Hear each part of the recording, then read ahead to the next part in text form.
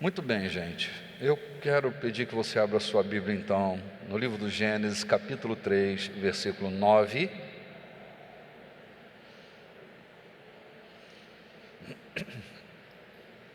Esse texto trata de uma pergunta,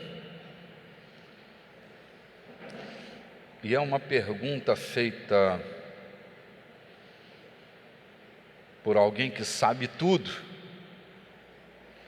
é onisciente. É uma pergunta feita por Deus. É a primeira pergunta feita dentro do planeta Terra, e ela não é feita pelo homem. Ela é feita por Deus.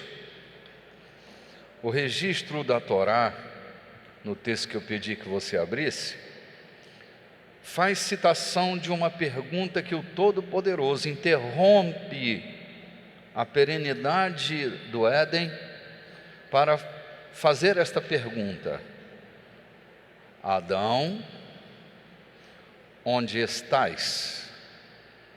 E eu disse que a palavra onde estás, ou seja, a expressão onde estás é uma palavra em hebraico, é a palavra hayaka. E a pergunta não tem a ver com uma dúvida, mas a pergunta ela se origina de uma perplexidade. Não é que o Todo-Poderoso tinha dúvida de onde geograficamente Adão estava. Não era essa a questão. Ele sabia exatamente onde Adão se encontrava geograficamente. A pergunta também é feita num outro texto da Torá, quando o menino Isaque está para ser imolado por seu pai, está catando os gravetos para fazer uma fogueira, e o menino Isaque pergunta a seu pai: papai, hayaka? Vai aparecer de novo a mesma pergunta. Na verdade, o que Isaque está perguntando é: onde está o cordeiro que devia estar aqui e não está?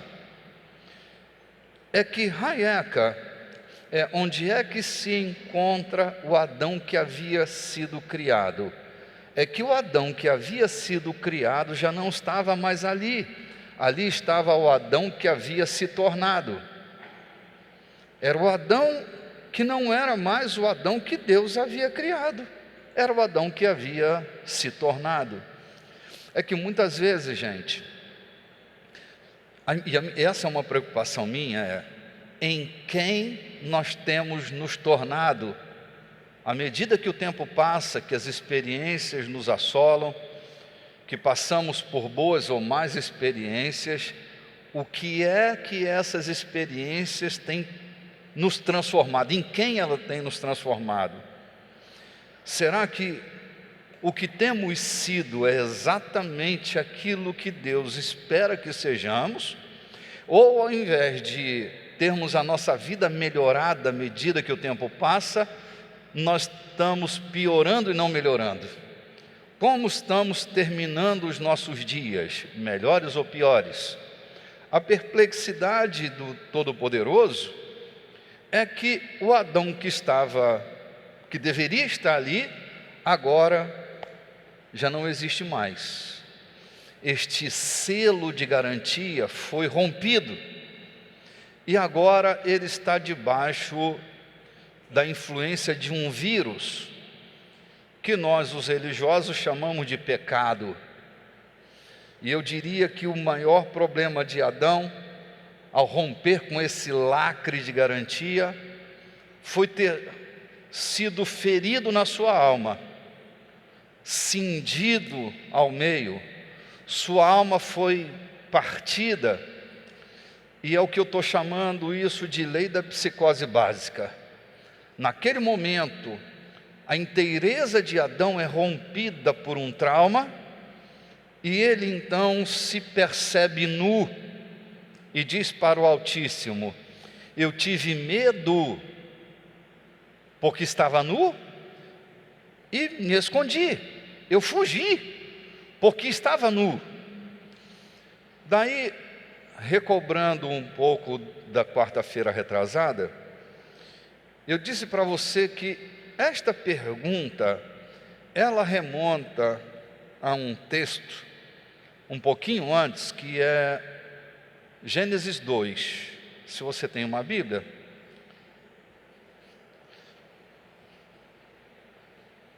a gente leu Gênesis 3:9, nem leu, né? E o Senhor chamou ao homem e lhe perguntou: onde estás? Aí no Gênesis 2:25, diz assim: ora, um e outro, o homem e sua mulher, estavam nus e não se envergonhavam. Bom, imagina que nesse Gênesis 2:25, quem é que está nu?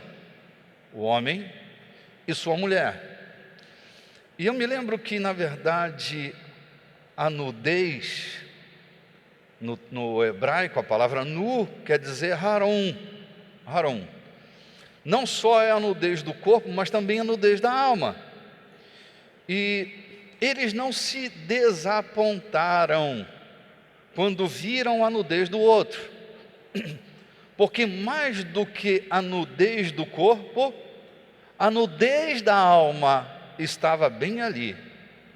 E eu dizia que a chance de nós termos relações sem desapontamento é nós não vivermos escondendo a nossa nudez. A autenticidade dá garantia na relação.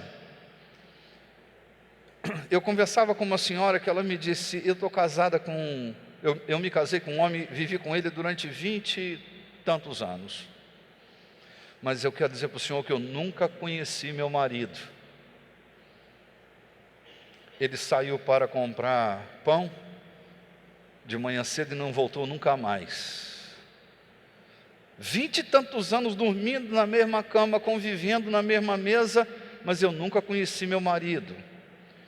É que as pessoas, elas têm uma tendência de se esconder, de não se deixarem ser percebidas pelas outras. Todo ser humano terá essa disposição em algum momento.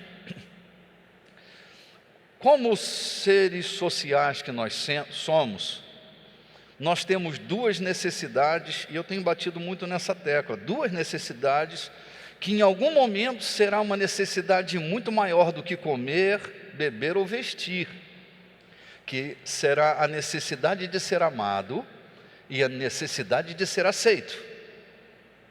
A necessidade de ser amado e a necessidade de ser aceito, ela gera no ser humano uma fúria para que isso aconteça, e é possível que em algum momento nós escondamos das pessoas quem de verdade somos. Nós vendemos uma imagem e que não é a imagem real. É que às vezes a gente cria um teatro para que a gente possa ser percebido como um bom moço, porque na nossa censura pessoal nós somos reprovados. Nós reprovamos aquela conduta, e como nós reprovamos aquela conduta, nós vendemos uma imagem para o outro, a fim de que o outro nos perceba como uma pessoa melhor. Fazemos isso de muitas maneiras: compramos perfumes caros, usamos roupas da moda, o corte de cabelo, enfim. Nós tentamos influenciar o outro para que nos perceba como uma pessoa melhor. Assim, eu me lembro uma formatura que eu fiz alguns anos atrás. Estava eu do lado de um padre que fazia comigo a cerimônia religiosa daquela formatura. E num determinado momento eu vi um casal que nitidamente estavam discutindo e brigando. Aí eu dei um toque no padre e disse: padre, olha a loucura que está acontecendo ali. E nós olhamos para a mesma direção. Então o casal veio brigando. Era um casal jovem, não sei o que era, se era irmão, marido e mulher, namorado, não sei o que era. E eles iam discutindo, nitidamente.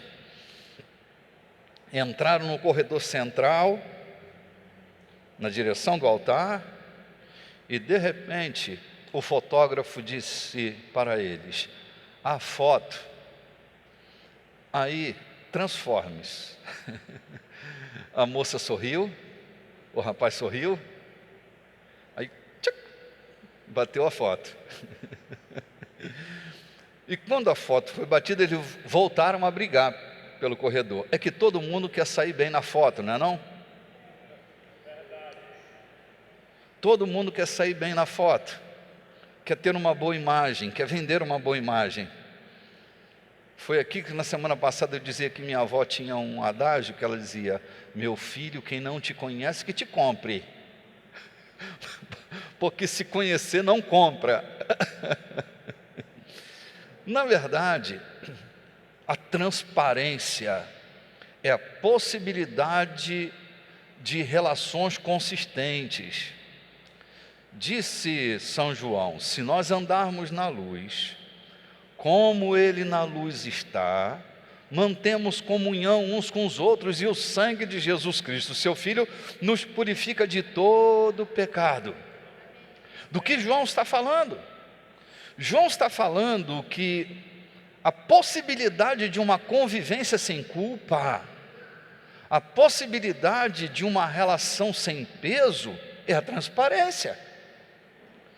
Ninguém sai frustrado de uma relação onde ela é exposta.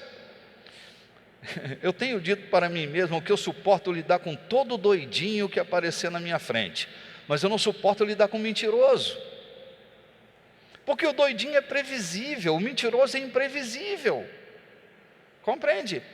Então, relações previsíveis não causam desapontamento, porque o desapontamento é fruto de expectativa.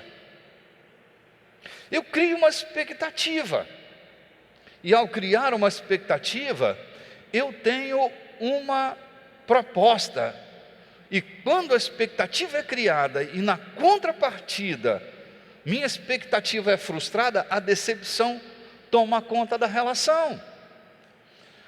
Por isso, Adão e sua mulher estavam nus e não estavam desapontados, porque não havia uma expectativa, eles estavam completamente transparentes. De onde vem a frustração? De onde vem a decepção? De pessoas que se escondem e que não revelam quem de verdade são. Quando a gente descobre de verdade quem esta pessoa é um susto, e a relação começa a ficar estremecida. Tudo bem até aqui? Posso continuar, gente? Muito bem. É que nós usamos camadas de proteção, e para mim a grande lição disso é assim: a nudez nos faz seres únicos. Cada um de nós é uma criatura única, e o que nos faz únicos é a nudez, é a transparência. Você é um sucesso quando você é você, quando você não tem que fingir, quando você não tem que enganar, quando você não tem que convencer alguém de que você é aquilo que você quer que ela entenda que você é de verdade. Então a nudez, ela nos remete também a não vou tocar nesse assunto agora. Ok. Só um instantinho. É que eu estou fazendo uma recapitulação. Ok. Quando o Eterno pergunta: onde estais? E já estamos no capítulo 3. O homem se apresenta para o Eterno e diz: eu estava nu, tive medo e me escondi. O interessante é que ele vem com uma camada de proteção para esconder sua nudez. Ele vem com uma folhinha de parreira, um tapa-sexo. Eu estou me reportando friamente ao texto da Torá, observando o comportamento deste primeiro terroso, o primeiro Adão. Aí eu fico pensando que o grande problema das nossas camadas de proteção para esconder quem nós somos é que a casca que esconde você é a mesma casca que vai limitar você. Diga ai. Ai assim, como aquela pancada com martelo na ponta do dedo. Melhorou. Um ai meio sem dor. Eu estou dizendo para você que a mesma casca que protege você será a casca que limita você. Vamos às palavras de nosso Senhor. Se o grão de trigo caindo na terra não morrer, ele fica só. Mas se morrer, produz muito fruto. Então não subestime as palavras de nosso Senhor. Do que Jesus está falando? É que Jesus está usando uma alegoria. Ele está falando de grão de trigo, mas está se referindo a homens. Ele está dizendo que homens são como o grão de trigo, que caindo na terra precisa morrer, porque a vida do grão está dentro da casca. A possibilidade de viver uma vida abundante está dentro das camadas de proteção. É assim, é que a gente vive numa sociedade que a gente é enganado, traído, magoado, humilhado. Aí a gente vai criando camadas de proteção. Não diz toda a verdade. E vai se envolvendo nessas camadas. E a gente se sente protegido. Você se lembra quando Davi fugindo da perseguição do rei Saul, ele se esconde dentro da caverna de Adulão? Boa noite, gente, aqui ó, aqui, é que eles estão tentando melhorar a parte técnica, olha para cá. Lembram que ele entra dentro da caverna de Adulão para fugir da perseguição de Saul? Ele estava protegido dentro da caverna? Sim ou não? Sim, estava. Mas tem um detalhe aqui: aquilo que te protege por um tempo não terá a garantia de proteger você o tempo todo. A palavra, o vocábulo adulão, traduzido ao pé da letra para o português, é prazo de validade vencido. Olha que loucura! Davi entra dentro de uma caverna que o protege, mas a propositura da proteção da caverna é que ela tem um prazo de validade. Passado o prazo de validade, o que você acha? Você vai ao supermercado e lá você encontra uma promotion. Biscoitos marca tal, 25 centavos a caixa lacrada. Leite todinho. E você fica entusiasmado e leva para casa. Mas o prazo de validade é de 2 dias. O que pode acontecer com você se você, depois destes 2 dias, cujo prazo de validade foi vencido, tomar um copo daquele leite? O que pode acontecer? Na melhor das hipóteses, na melhor das hipóteses pode não acontecer nada. Aí vai piorando, você pode adoecer. Mas onde chegamos na pior das hipóteses? Isso pode matar você. Sim ou não? Então, cuidado com os prazos de validade da sua vida.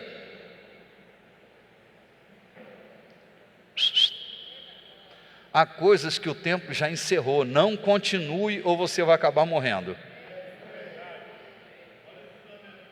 Há coisas que precisam acabar na sua vida. Vai proteger você durante um tempo, mas não vai proteger você o tempo todo. Jesus está dizendo que a vida do grão está dentro da casca. E a chance que o grão tem de virar um trigal é se a casca se romper. É interessante, não é? A gente não vê esse fenômeno, ele não é aparente. Porque quando o grão cai na terra, para a casca se romper é um processo. Chuva, sol, peso da terra. A tensão é muito grande para que a casca se rompa. Numa relação de similaridade, Deus usará seus artifícios e às vezes a pressão para romper com nossas cascas. E se nós não rompermos, seremos grãos apodrecidos. Não tem gente que o tempo passa, ao invés de serem maduras, elas são apodrecidas? Que o amadurecimento e o apodrecimento é uma questão de fração de minutos. Então, quando Deus começa a quebrar a nossa casca, é bom que a gente salte logo. Não fica se escondendo, porque o que Deus quer é que você frutifique. Deus ama você como você é. Deus criou você como uma pessoa real, não como uma representação. A vida não é um show, não é um palco. Você é uma pessoa real, você não é uma pessoa imaginária. É que você começa a fugir de você. Sabe por que Adão ficou desbussolado? Porque ele começou a fugir dele. Qual é o grande problema do mentiroso? Numa certa gravidade da mentira, ele vai acabar enlouquecendo. Porque ele se abstraciona da realidade e da verdade. Às vezes de maneira tão mirabolante, que ele começa a contar histórias, e o cérebro dele começa a emitir imagens irreais, e ele vai viver um universo fantasístico, como se fosse a própria realidade. Se perdeu dele. Ele acredita tenazmente que aquela mentira é verdadeira. Está perdido. E olha, não se espante se essas pessoas se enlouquecerem. O desejo de Deus é que você seja você. Sabe que frustração é estar casado com um homem que daqui a pouco você descobre que ele tem 3 outras mulheres, tem 1000 filhos no mundo. Parece marinheiro. Um amor em cada porto. Oh, meu Deus, como uma onda no mar. Adão está perdido. Por quá Adão está perdido? Agora vem um enigma, né? Gênesis 3:1. Dá uma olhadinha na sua Bíblia. Gênesis 3:1.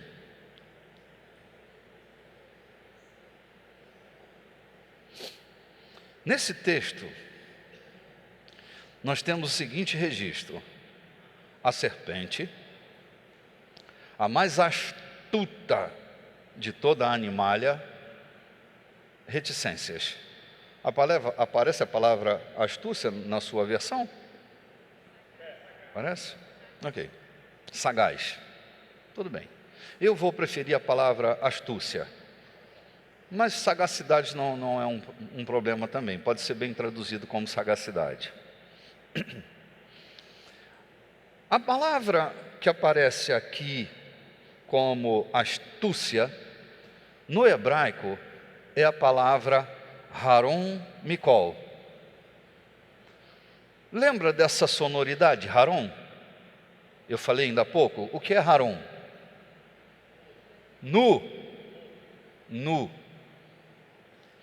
Embora o texto traduzido para o português não vai aparecer a palavra nu, mas vai aparecer a palavra astuta, o exegeta não foi feliz o suficiente para traduzir literalmente. Ele fez uma adequação. Como nós não temos uma tradução da Bíblia, temos uma versão, então vamos ter um monte de problema na nossa caminhada. Nada que deturpe nossa fé ou nos impulsione para um mundo muito distante. É que nós temos uma versão da Bíblia. Na Torá está escrito Harão Micol. Olha que nós temos agora um terceiro personagem nu dentro do Éden. A serpente, que também está nua. Só que ela está nua Micol. No texto original, no primeiro texto que eu citei, de Gênesis 2, 25, está Harun Him, porque é plural. Plural, eles estavam nus. Então, Harun Him, toda vez que você lê no hebraico o sufixo Him, vai dar a ideia de pluralidade. Então, o homem e sua mulher estavam Harun Him, estavam nus. E no Gênesis 3:1, a serpente está Harun Micol. É que Micol é astúcia. Ele suprimiu a palavra nu e colocou a palavra astúcia. Agora, quando a gente mete uma lente para enxergar isso, olha que loucura.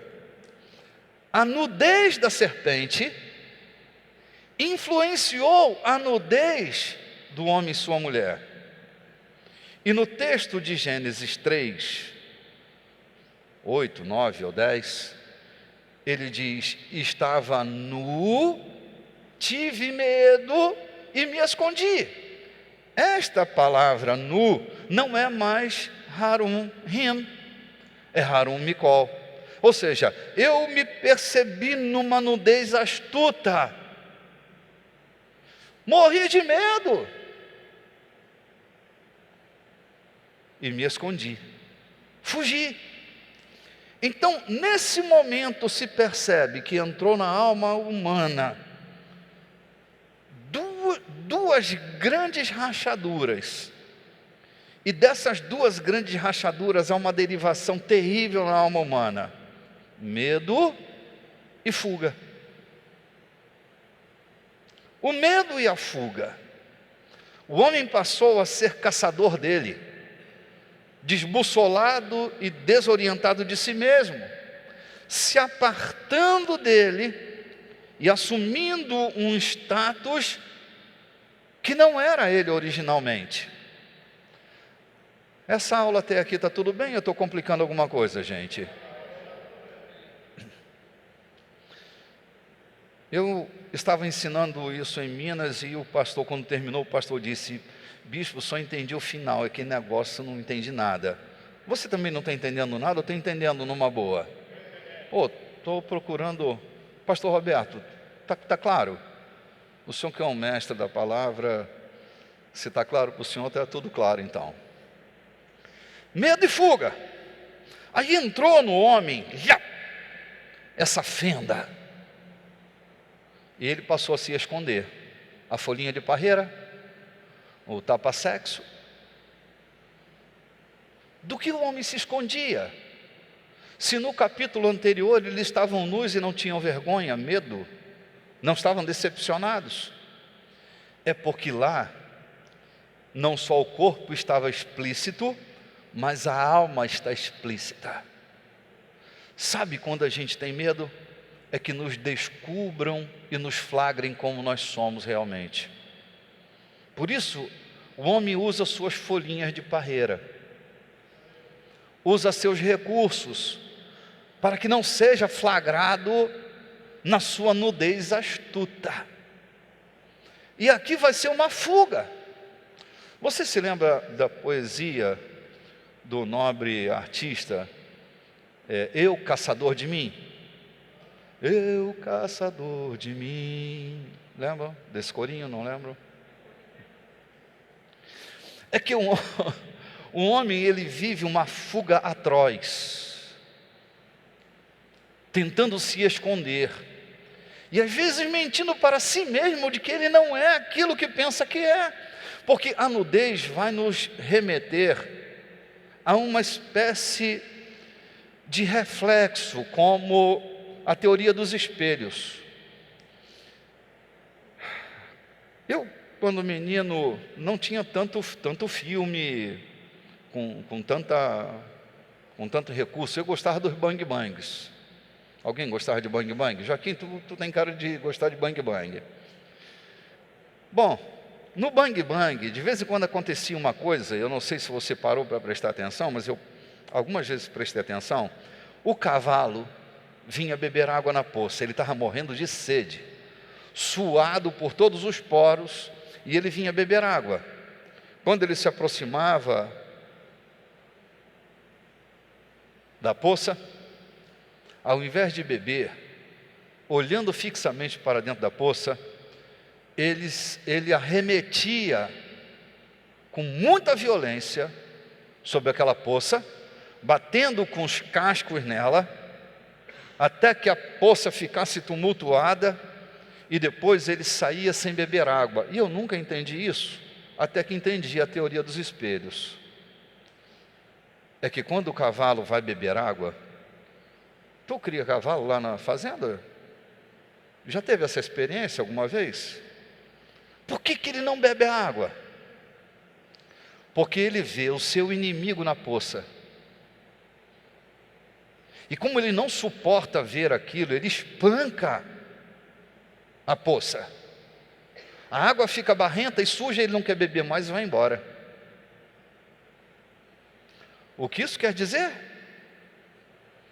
Isso quer dizer que há pessoas que não suportam ver a sua imagem refletida no espelho da palavra,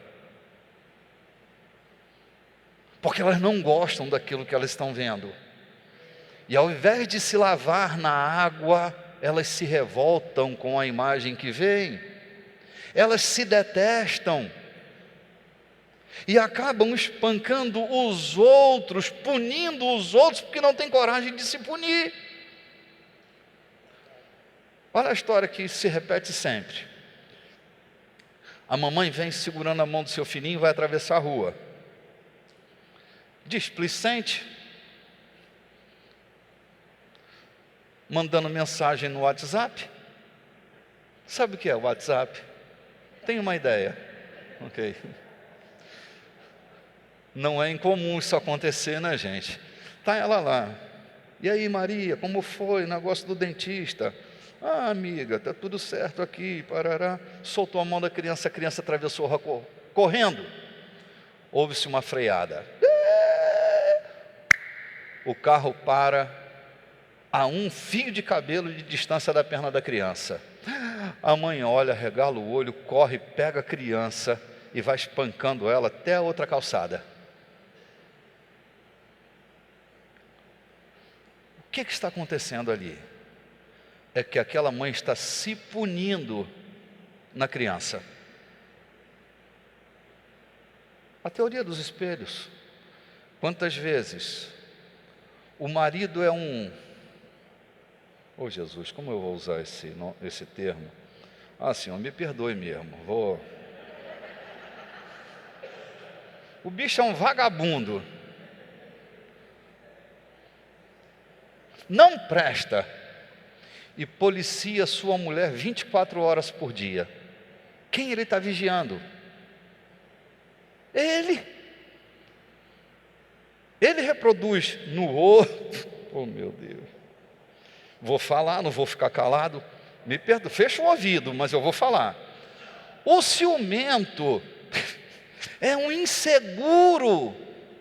Por natureza, ele não confia nele, por isso não confia na mulher, não confia no marido, porque ela não confia nela. Se você não confiar no seu taco, não é uma boa expressão, né? Desculpe. Se você não confiar em você mesmo, ninguém vai ser digno de confiança.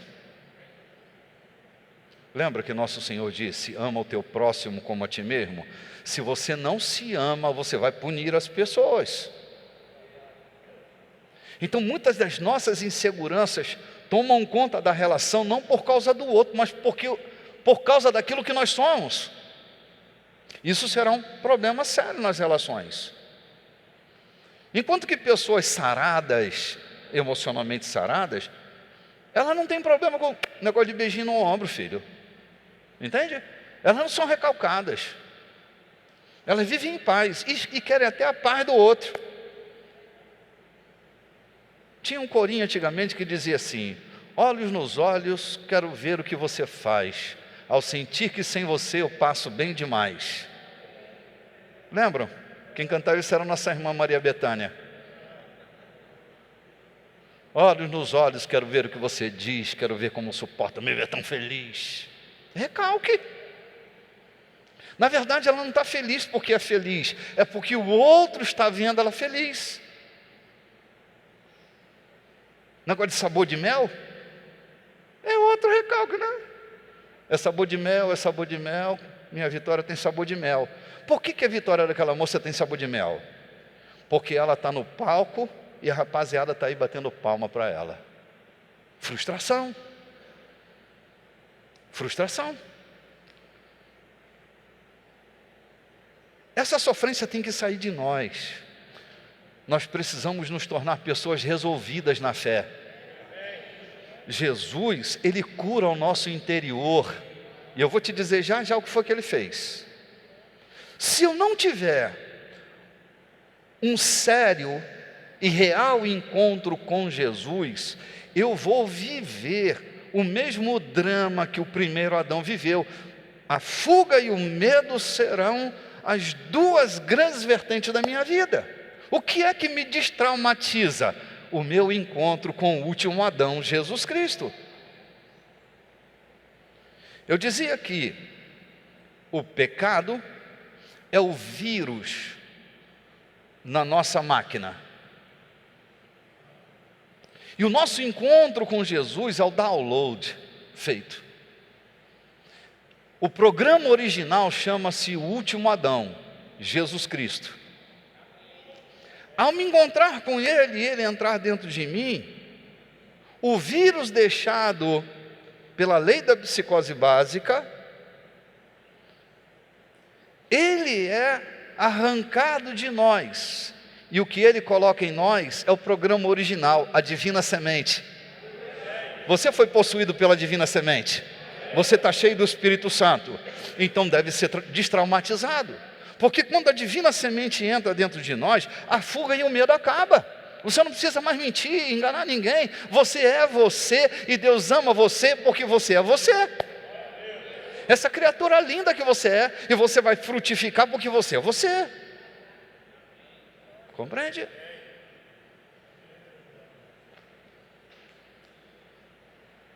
Me suportam por mais 10 minutinhos?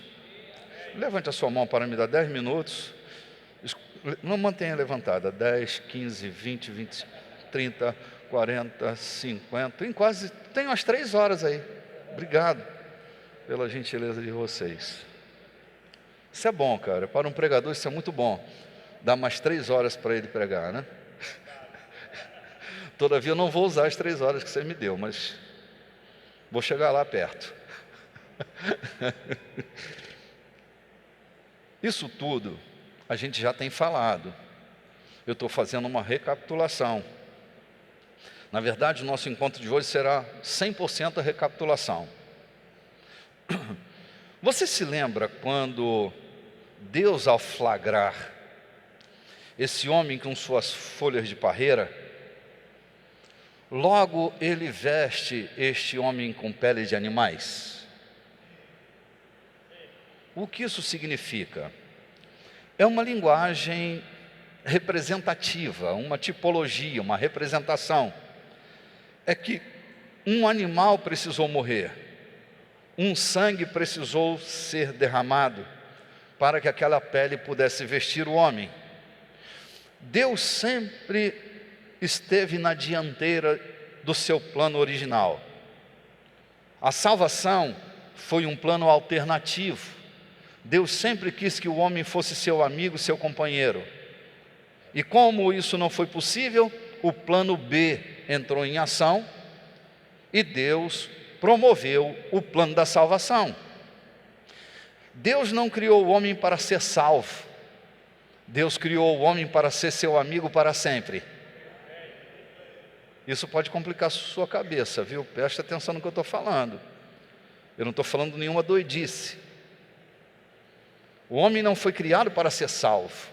O homem foi criado para ser santo, santo eternamente. Mas como o vírus entrou, ele preparou o seu plano alternativo, salvando o homem. E começa com uma grande representação. Quando ele derrama um sangue remidor, o sangue que vai remir a vida, e veste o homem naquela pele de animais. Você se lembra quando é que o cordeiro foi morto? Quando é antes da fundação do mundo? Quando não havia Adão, quando não havia Eva, quando não havia homem, quando Lucifer não havia sido banido do céu, quando a terra ainda não era caótica, quando a terra ainda era um paraíso mineral, o cordeiro foi morto.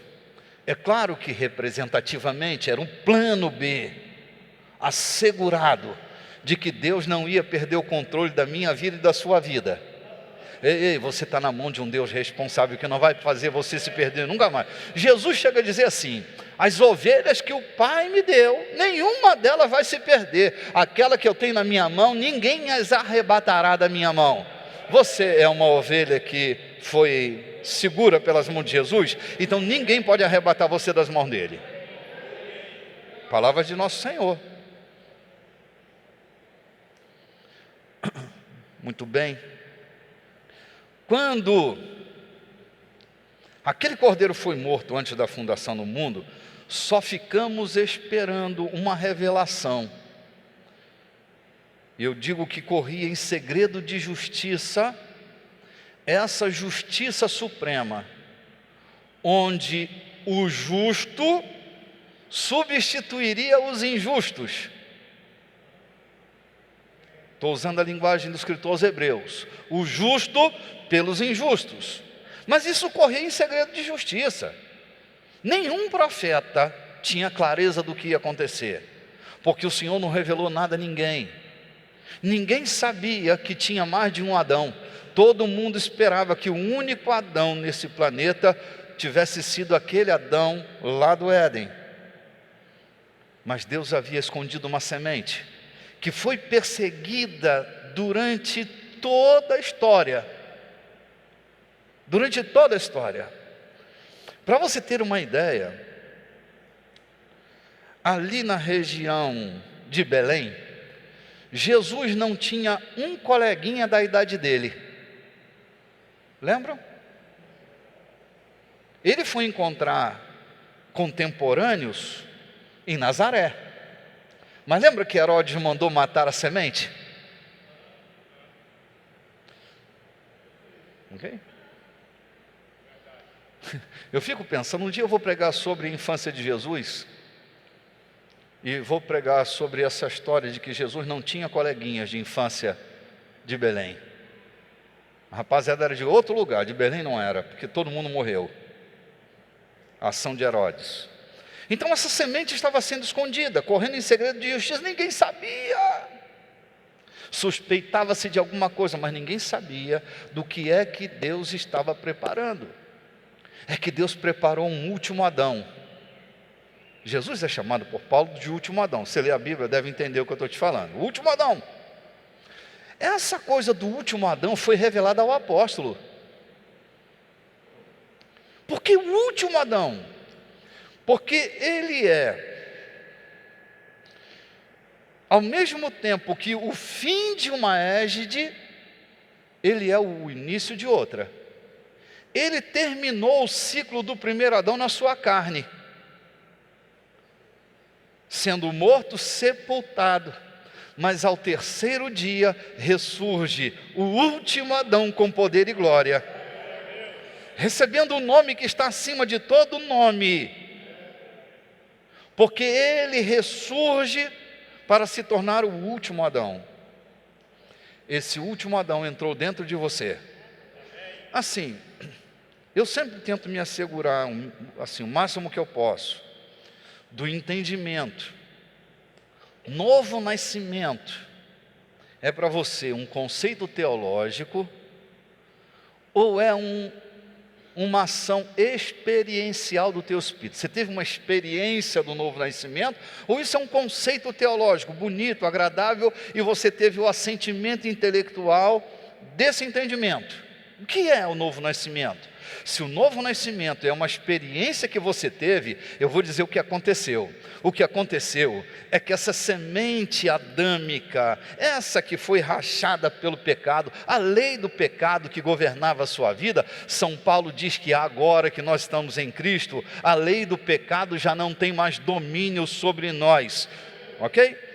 São João diz que quem é nascido de Deus não vive na prática do pecado, porque o que habita nele é a divina semente. O que aconteceu foi que a semente do último Adão passou a fazer parte da sua vida. Ela fez uma limpeza no seu HD. As suas memórias foram completamente envolvidas pela presença dele, e agora você é uma nova criatura. Você não é uma nova criatura porque você é crente. Você é uma nova criatura porque você nasceu de novo. Pensei que tivesse mais entusiasmo em você aí. E acaso a gente pode trazer um glória a Deus amarrado pelo chifre para a gente sacrificar aqui essa noite? Vamos lá, 1, 2, 3 e... Cara, isso é de pirar a cabeça da gente. Ei, não subestime o Evangelho. Tem mais conteúdo dentro das Sagradas Escrituras do que nossas lentes religiosas podem perceber. Jesus destraumatizou você, entrando dentro de você.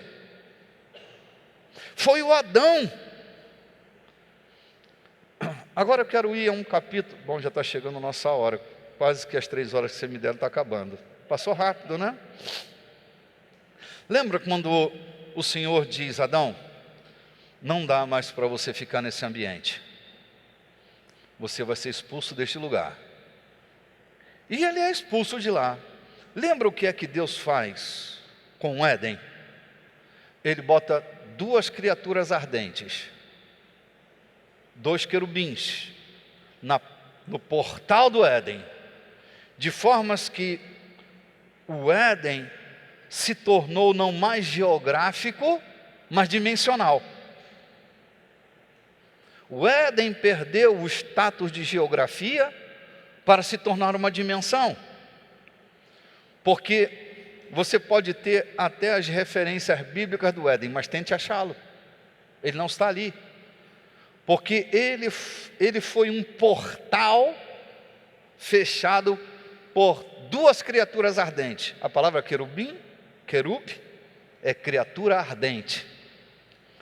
Ele é uma categoria de anjo muito estranho.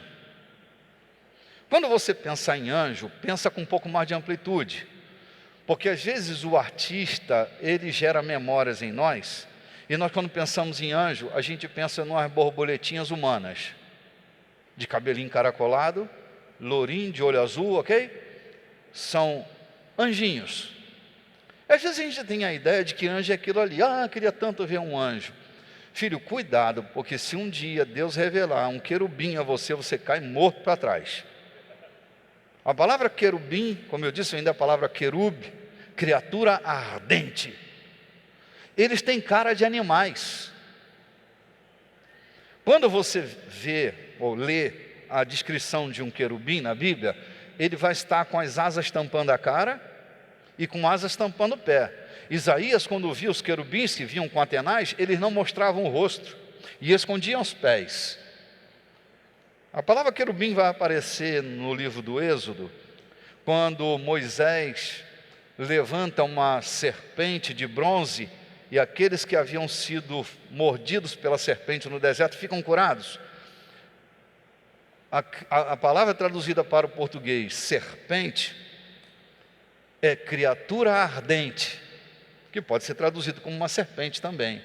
Então o que aconteceu foi que Moisés edificou um querube, uma criatura ardente, um querubim, com status sobrenatural de curar aquela enfermidade, ao ter contato visual com esses querubes. Está estranho o que eu estou te dizendo?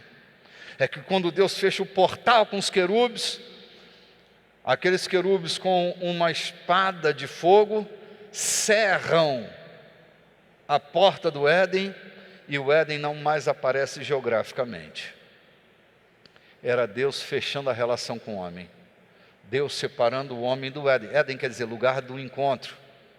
Era um lugar onde o homem não podia mais se encontrar com Deus.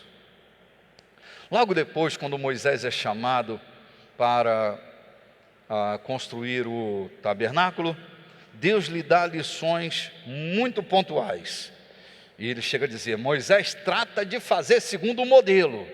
E nesse modelo tinha uma coisa interessante, era uma arca, onde ele diz: esta arca será a minha presença no meio do povo. Eu quero andar no meio do povo. Eu quero voltar a ter contato com as pessoas. Então faça uma arca, coloca dentro dela a vara de Arão, o pote de maná, as tábuas da lei. E tenha cuidado de, nessa caixa de madeira de acácia coberta de ouro, você vai colocar também uma tampa. E o nome dessa tampa será propiciatório. Te sugere alguma coisa? Propiciatório é lugar de se tornar propício. Não era propício, agora será propício. O propiciatório era o lugar onde se tornava propício. Na tampa desse propiciatório, se você se lembra, tinham 2 querubes.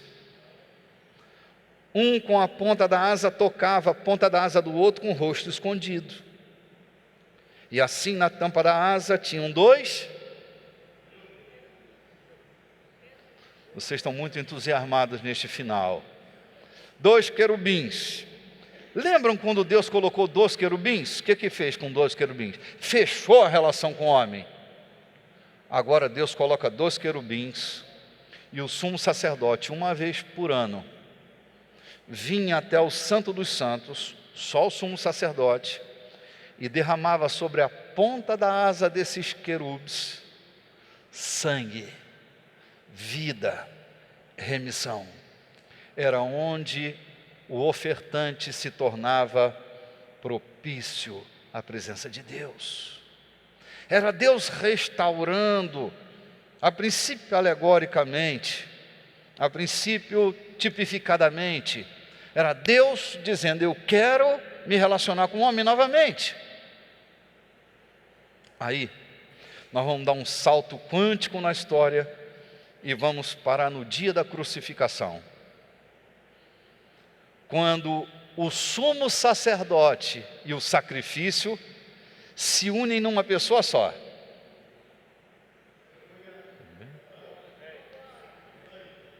Onde o sacrifício e o sacrificador se unem numa só imagem. Cara, que glória é essa? Lá está o bispo das nossas almas, o sumo sacerdote, sacerdote segundo a ordem de Melquisedeque, Jesus Cristo. Ele oferece o sacrifício que é Ele mesmo. Ele é o ofertante e a própria oferta.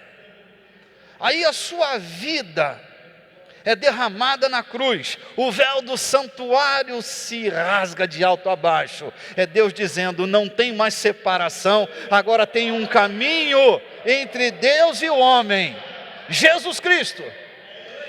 Se você lembra o caminho, novo e vivo caminho, diz o escritor aos Hebreus, novo e vivo caminho se abriu quando o véu se rasgou. Lembra como Jesus se chama? Eu sou o caminho, a verdade e a vida.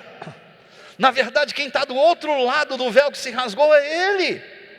Ele derramou a sua vida e ao mesmo tempo está esperando, porque Ele é o caminho. Um novo e vivo caminho se abriu pelo rasgar do véu. Era Ele que nos aguardava do outro lado. Portanto, a fé cristã, antes de ser uma experiência cultural, normativa, ela é uma caminhada. Uma caminhada. Deus nos convida a andar com Ele. Mais do que sentir um arrepio num culto, o que Deus quer é andar com você e que você ande nele. O que nos transforma é a nossa caminhada no caminho, gente. A vida cristã não é de culto em culto, é de glória em glória. Ele abre a sua vida para você andar nele. E nele você vai ser curado. Quando eu afirmo e faço isso categoricamente, que você nunca mais vai se perder de Jesus, é que Jesus é o caminho. E sabe onde está o caminho? Dentro de você. Deus não nos dá um mapa litúrgico para nos encontrar com Ele. Deus não nos dá uma dogmatização para nos encontrarmos com Ele. Ele nos dá o próprio caminho, colocando dentro de nós o caminho, para que nós percorramos o caminho nesta saudável caminhada, até que nos encontremos com Ele. Ele está dentro de você agora, desafiando-nos para uma caminhada saudável. Quando, usando as palavras, tenho dito que você pode até errar no caminho. Você pode até errar no caminho. O que você nunca poderá é errar o caminho. Porque quando você erra no caminho, o próprio caminho endireitará a sua pegada. Ele tem o poder de colocar você de pé novamente. Mas se você errar o caminho, não tem como você acertar seu pé. O caminho corrige o nosso pé. Isso me remete à minha experiência de infância. Eu tinha um problema no pé, e minha mãe me levou a um especialista, e o ortopedista disse: tem que colocar botinha nele. Botinha? Tu imagina eu de botinha?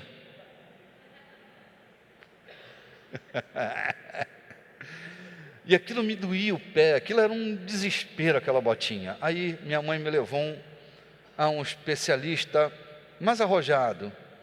E quando ele me olhou de botinha, ele disse para minha mãe: tira essa botinha do pé do menino. Botinha não vai consertar o pé dele. Deixa esse menino correr na rua. A rua vai corrigir o pé dele. Deixa ele andar na areia da praia, deixa ele andar nas pedras que vão machucar, porque essa coisa que machuca o pé na caminhada vai curar a deformação do pezinho dele. E eu nunca mais usei botinha e o caminho curou meu pé. O caminho cura a sua alma, o caminho cura a sua vida, o caminho que é Jesus muda a sua história, conserta você, transforma você e faz de você uma pessoa semelhante a Ele. Você entende? O que fizeram de Jesus uma religião? Ele é o caminho. Sabe o que fizeram com Jesus? Criaram estatutos. Tem que andar assim. Aí te dão uma normatização de como caminhar. Querido, seja você. Caminhe no caminho. E o caminho vai fazer de você um pé perfeito. Ele vai corrigir você, vai transformar você. Sabe por que o caminho entrou dentro de você? Ele está dentro e você tem a natureza divina em você. São Paulo dizia que Jesus se fez humano para que por meio da sua natureza humana nós tivéssemos acesso à natureza divina. Que glória! Vou repetir o conceito paulino. Jesus deixou a glória divina para tornar-se criatura humana, para que por meio de sua humanidade nós tivéssemos acesso à divindade. Quando Deus uniu o céu e a terra num projeto só, na plenitude dos tempos, quando Deus decidiu unir o céu e a terra num projeto só, Ele trouxe à existência um corpo, chamado igreja. Ele, depois de ter sujeitado tudo e colocado tudo debaixo dos cabelos dos seus pés, Efésios capítulo 1, se fez cabeça do seu corpo e deu ao seu corpo a autoridade sobre todas as coisas. Então a igreja não é um corpinho frágil, a igreja é o corpo de Cristo sobre a face da terra. Nosso status deve ser semelhante ao que Deus espera de nós. Solução para este planeta. Deus espera que você lá na sua casa seja uma solução para os seus filhos. Lá na empresa, uma solução para os seus clientes. Dentro da política, uma solução para o seu estado. Esteja você onde você estiver, esposa do Cordeiro, esposa do último Adão, corpo de Cristo. Deus tem investido tudo em você, para que você seja semelhante a Ele. Terminando, São Paulo em Romanos capítulo 8, versículo 28, 29, diz que nós fomos predestinados para sermos conformes à sua imagem. Jesus lá na cruz deixou de ser o unigênito para se tornar o primogênito. O que isso quer dizer? Ele era o único, porque Adão falhou no seu projeto.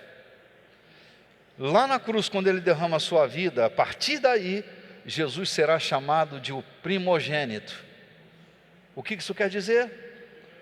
Unigênito era o único do gênero, semente incorruptível. Quando ele entrega a sua vida lá no Calvário, ele deixa de ser o único para ser o primeiro.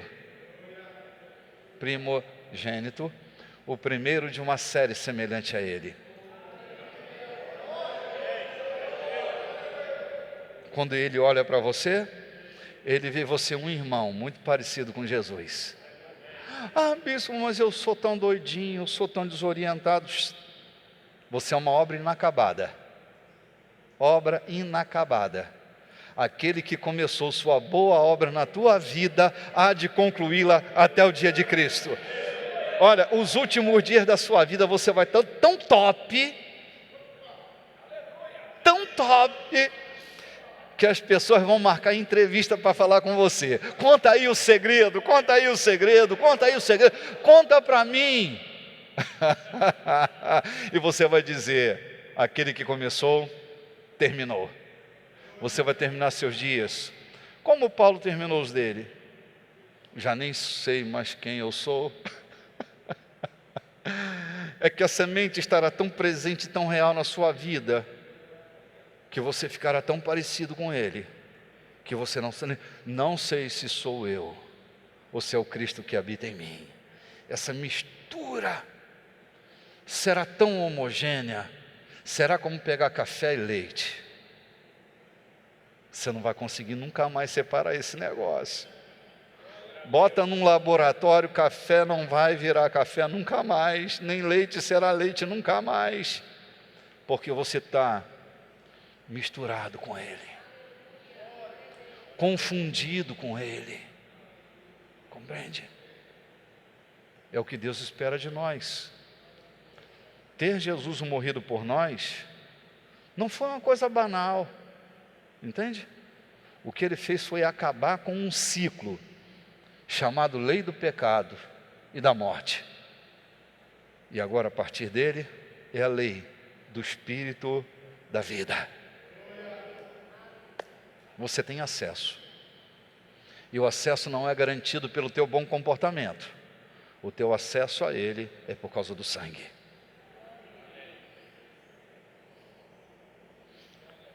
Sangue na ponta da asa da criatura ardente. Abre o portal. Lembra, o portal se fechou. Agora o sangue na ponta da asa, abre-se o portal. O sacrifício derramado na cruz abre o portal.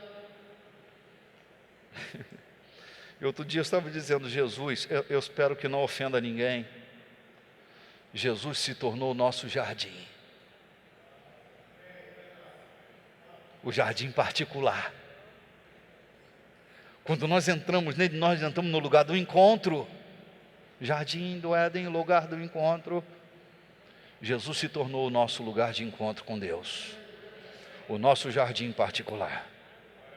A Ele, que nos fez povo seu, criaturas do seu rebanho, ovelhas suas, seja a glória, o louvor, a honra, a majestade, o domínio, a soberania, a beleza, a grandeza, a exuberância e todos os adjetivos que se encontram em português, em inglês, em francês, na língua dos homens, na língua dos anjos, no céu, na terra e debaixo da terra, a glória para todo sempre. Amém.